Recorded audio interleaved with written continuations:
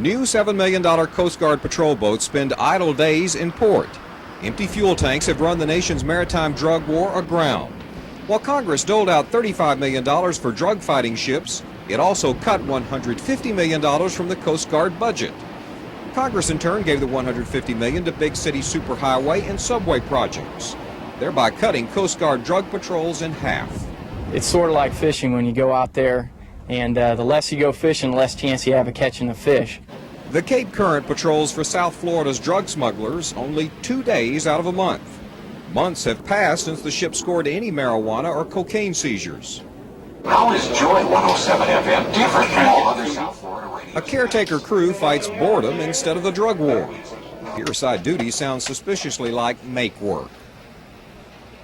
We have more time to do maintenance, not as much money to do maintenance with, but we tried with our projects to make them extend out. But of course the guys want to get underway. They want to go out there and they want to do the job that the country expects them to do.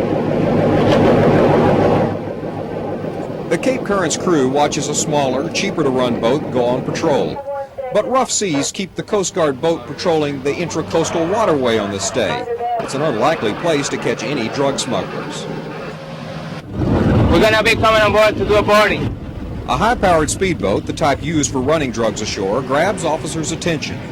But studies show the Coast Guard should be out on the high seas. Out of 8,000 boardings last year, most of them here off Florida's coast, the Coast Guard only made 150 drug seizures.